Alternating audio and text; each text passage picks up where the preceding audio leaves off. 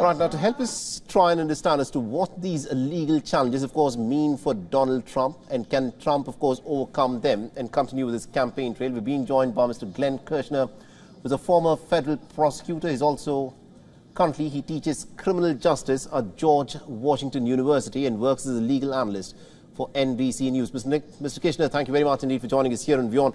Now, the question that I want to ask you is this: 37 charges. Donald Trump has become the first ever current or former president of the United States of America to be hit with federal criminal charges. What does this mean for Donald Trump? You know, after reading the indictment, which was more than 40 pages in length, it's what we call a speaking indictment, which laid out much of the evidence that the special counsel and his team assembled against Donald Trump. The indictment does not bode well for Donald Trump's prospect of winning an acquittal, a not guilty verdict at trial. You know, the evidence is so clear, so compelling, and importantly, much of the evidence comes not from Donald Trump's perceived enemies or political rivals.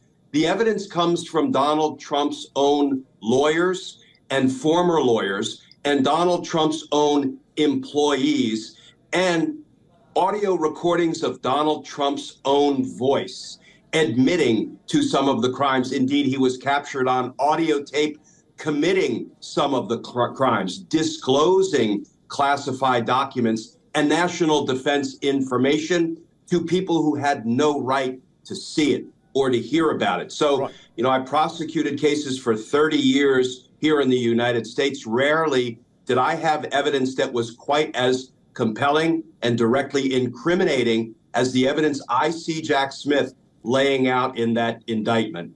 All right. Now, Mr. Kirschner, for people watching this from outside of the United States, what they would want to know is these indictments and these charges that are being leveled against Donald Trump, will it derail his political campaign for the presidential elections of 2024, or will these charges have no impact on his political campaigning? Because what happened is that from the courtroom, he in fact hit the campaign trail straight away.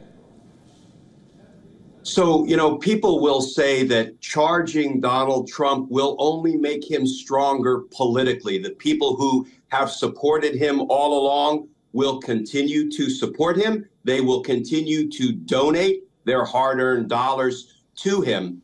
But what I say as a former career prosecutor is it really doesn't matter the consequences of charging somebody for the crimes they committed. If it makes them politically stronger, that is no business of a prosecutor. A prosecutor has to look at the evidence and the law. You know, that was not the question. The question I want to ask you is, legally speaking, do these charges and do these court cases, can they make Donald Trump ineligible to run for the top job in the United States?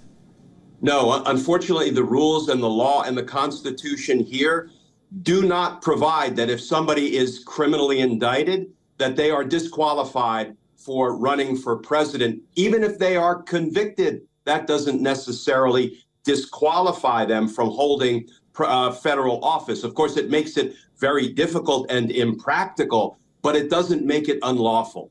All right, we'll have to leave it there. Thank you very much indeed, Mr. Kirschner, for joining us and getting us all those details there. Thank you.